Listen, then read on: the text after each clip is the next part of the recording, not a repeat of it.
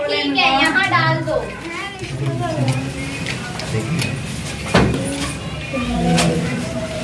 हर गट्ठर के 150 रुपए से अधिक एक फूटी कौड़ी भी नहीं दूंगी, कह देती हूँ। भगवान के लिए ऐसा मत कर माई, कम से कम हर एक गट्ठर के 150 तो दो। बच्चे घर पर भूखे हैं और उन्हें हम घर पर छोड़ कर आए हैं। हाँ हाँ, 150 में कहाँ आजकल नून मिर्ची आती है, तो हम दाल चावल कहाँ से लेके आएंगे। एक बार कह जो दिया, 150 रुपए के हिसाब से देना है तो दो, वरना अपना रास्ता ना खोलो। आगे किधर जाएं जी, सूरज सर पर चढ़ गया है। क्या मैंने तुम्हें बांध कर रखा है? जाओ जाओ, जिधर ज्यादा रुपए मिल रहे हैं उधर जाओ। अच्छा ठीक है माई, 150 रुपए ही दे दे।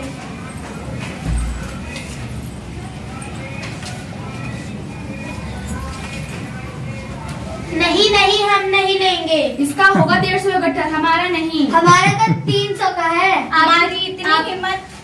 आपने 300 की बात की थी, हमें 300 दीजिए। तुम्हारी इतनी हिम्मत, गंपू उठाओ ये पैसे और गट्टरों को, इन बदमाश औरतों को छूने भी मत देना। चलो हटो यहाँ से, पैसे भी नहीं मिलेंगे, गट्ठर भी नहीं, गट्ठरों को छुआ तो देखना।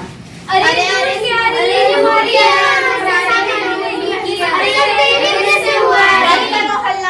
आखिरी बार कह रही हूँ, 150 रुपए के हिसाब से देना है तो दो, वरना कुछ भी नहीं मिलेगा। अच्छा ठीक है, 150 ही दे दो। ठीक है,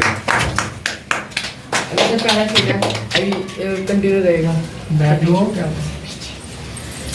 थोड़ा पानी तो पिला दे भाई हम गरीब को। अचार की एक आध पाप तो दे दो माई। बासी रोटी का खोर दे दो भाई। तुम्हारी जात पात कौन सी है री? उठो बहनों, जात पात पूछ रही है। बढ़िया ही जात पात पूछने वाली। ये कौन होती है हमारी जात पात पूछने? एक तो हमने इतनी मेहनत की और हमें सिर्फ 150 रुपए ही मिले, और खाना भी नहीं दिया, जात पात पूछ रही थी। पानी भी नहीं दिया, खडोस कहेंगे। चलो चलो, चलो, कंजूस से डाली। चलिए हाँ, उनको गौ माता को निष्ठा दो, नंदी बैल की पूजा करो, आशीर्वाद मिलेगा। अच्छा ये नंदी बैल है, क्या चाहिए आपको? नंदी बैल को कपड़े और दक्षिणा दो, उससे तुम्हें पुण्य मिलेगा। जाओ बेटा, ये नंदी बैल को चढ़ा के आ जाओ। अरे मैं ट्यूशन में हूँ। अरे अभी उनका तिलक तो कर दो। जाओ बेटा, तिलक भी कर देना। छी छी, कितनी गंदी बदबू आ रही है हमारी गाड़ी अभी से। 7-7:30 तक जाऊंगा। हट हट हट हट। अबे तूने मेरी गौ माता को हाथ लगाया, तेरी इतनी हिम्मत, तू अपवित्र कर रहा है। बाबा इसमें मेरी ये गलती, मैं तो सफाई कर रहा था ताकि आपका शहर साफ सुथरा रहे। अब तू बताएगा मुझे। हाँ हाँ, याद रख भिखमंगे जोगे, तू मुफ्त की रोटियां तोड़ता है, वह बेचारा सफाई कर्मी खून पसीना एक करके मेहनत मजदूरी करता है और अपना पेट पालता है। तुमने उसका रास्ता रोका और ऊपर से उसी को मार रहे हो। वो अपवित्र कर रहा था, वो मेरी गौ माता को हाथ कैसे लगाया? मैं यह भी देख रहा था कि वह तुम्हारी पवित्र गौ माता बड़े चाव से मेले की टंकी चाट रही थी। क्या अपवित्र नहीं हो गई? तुम इस सफाई कर्मी को अपवित्र कह रहे हो, जो समाज की गंदगी दूर करता है, समाज स्वाद की साधना करता है। तेरे जैसे साधु थे तो अधिक पवित्र है। मैं मुफ्त खोर हूँ, अब रोज अपनी गौ माता को सबका दर्शन कराता हूँ। मेरे 3 पीढ़ियों से व्यवसाय करता आ रहा हूँ। तो केवल तू ही मुफ्तखोर नहीं, बल्कि तेरी 3 पीढ़ियां मुफ्तखोर हैं। क्या ये तेरा व्यवसाय है? कष्ट परिश्रम है? हाँ, यह सच है कि तुम जैसे लाखों टुकड़खोरों की यही धारणा होती है कि भीख मांगना भी एक व्यवसाय है।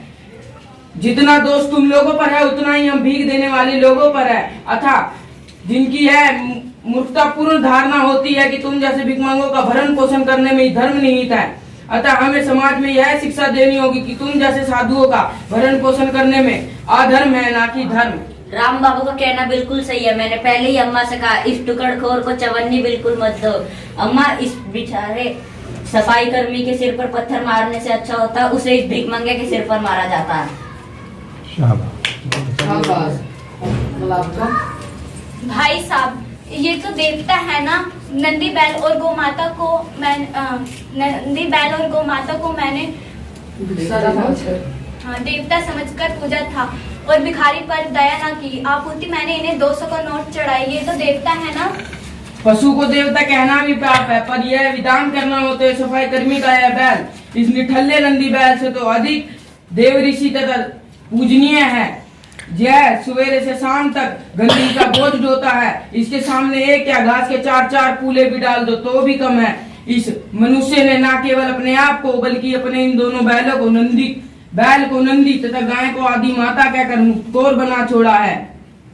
और शाबाश, मुफ्तखोर बना छोड़ा है। इन दोनों के भरण पोषण का भार समाज पर अर्थात आप पर। इस बैल को जो एक समाज में खेती और